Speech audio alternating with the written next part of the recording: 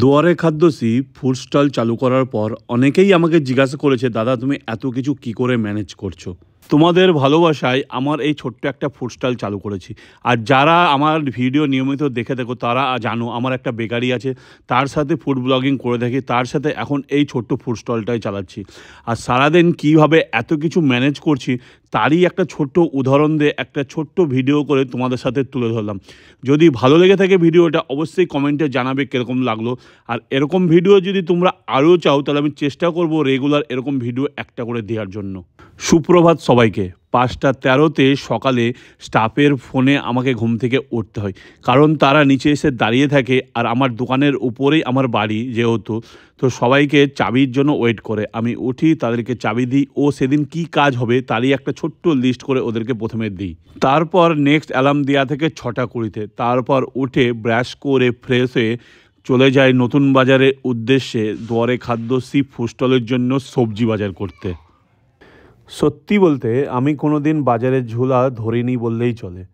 ছোটোবেলায় আগে যেখানে থাকতাম বাড়ির পাশেই বাজার ছিল, সেখানে ছোটোবেলায় বাবা কিংবা ঠাকুরমা গিয়ে প্রত্যেক দিন বাজার করে নিয়ে আসতো।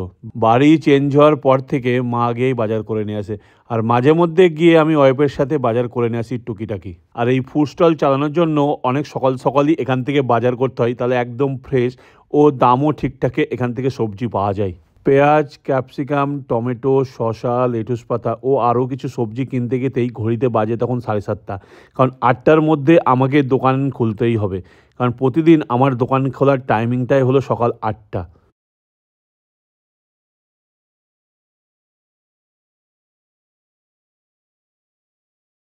যারা জানো না তাদের জন্যই দোকানের নাম আর ঠিকানাটা বলা। যারা সকালবেলায় চায়ের সাথে বিস্কুট পছন্দ করে বা সন্ধ্যার টাইমেও চায়ের সাথে বিস্কুট পছন্দ করে, তাদের জন্য আমার দোকান অনেকটাই পারফেক্ট, কারণ এখানে কোম্পানি বিস্কুট থেকে শুরু করে বেকারির বিস্কুট অনেক ধরনের ভ্যারাইটিস পেয়ে যাবেন। সমস্ত জারের বিস্কুট থেকে শুরু করে বক্সের বিস্কুট, হাতের বিস্কুট, মেশিনের বিস্কুট ও আরও অনেক কিছু। আর আমরা পাইকারি খুচরো সব কিছুই করে থাকি, ও বহরমপুরের মধ্যে আমরা বেকারির বিস্কুট সাপ্লাই দিয়েও থাকি। এই 8টার মধ্যেই একদম পারফেক্ট টাইমে প্রতিদিন আমার দোকান খোলা হয়। আর সকালটা শুরু হয় এই 1 কাপ চা আর 2টো বিস্কুট দিয়ে।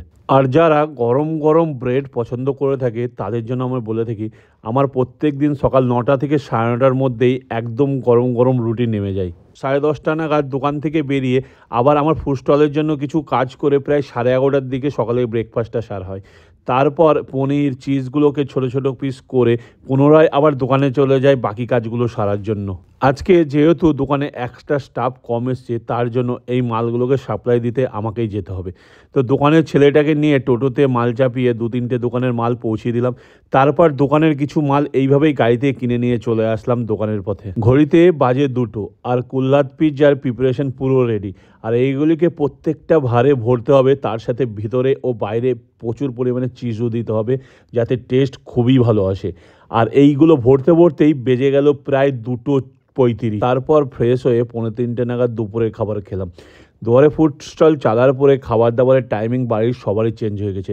আগে আমাদের নিয়ম ছিল প্রায় 1:30টার মধ্যে আমার খাওয়া দাওয়া কমপ্লিট হয়ে যেত, কিন্তু ফুড স্টল চালুর পর থেকে সব কিছু চেঞ্জ। 3:30 নাগাদ নেমে গেলাম দোকানে।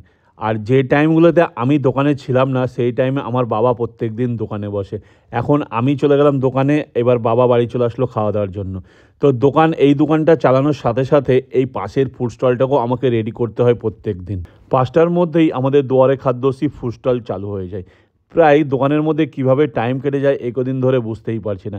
প্রায় 8:40 নাগাদ কিছু স্ন্যাক্স দোকানেরই গন্ধরাজ চিকেন আমরা ট্রাই করলাম এক পিস করে। তারপরে চলে গেলাম 9:30টার দিকে এই টেস্ট অ্যান্ড বেস্ট মোমোর দোকানে। 10টা পর্যন্ত এই মোমোর দোকানে এই মোমোগুলো ট্রাই করলাম ও এখানকার একটা শর্ট ভিডিও করে নিয়ে গেলাম। তার রিলস অলরেডি আমার পেজে দেওয়া আছে, তোমরা চাইলে সেটা দেখে নিতে পারবো। এখানকার মোমো তো আমার সেরাই লাগলো। 10:30টার মধ্যে দোকান বন্ধ করে বাড়ি চলে গেলাম। আর বাড়িতে গিয়ে রাতের ডিনারে সারলাম হাত রুটি, তার সাথে আলুর তরকারি। আর ছেলের আবদারে রাত 11টার সময় জোম্যাটোতে স্টেফানাস থেকে অর্ডার দিলাম একটা চিকেন পিৎজা। আর এরকম রাতের বেলায় আমরা প্রায় ডমিনোজ বা অন্য কোথাও থেকে পিৎজা ট্রাই করেই থাকি। পিৎজা শেষ করে 11:15টার সময় ঘরের লাইট বন্ধ হলো। শুভরাত্রি সবাইকে। আজকে আমি যে জায়গায় আছি সব কিছুই তোমাদের ভালোবাসা আর তোমাদের সাপোর্টে। তোমরা পাশে না থাকলে আমি আজকে হয়তো এত কিছু করে সম্ভব করতে পারতাম না। তোমাদের ভালোবাসায় আমি আজকে ছোট্ট একটা ফুড স্টল চালু করেছি। চেষ্টা করব সেটাকে আরও ভালো করতে আর তোমাদের জন্য আরও নতুন খাবার সম্ভার আনতে। আজকে আমি যে জায়গায় আছি তার জন্য পুরো ক্রেডিট আমার ওয়াইফ।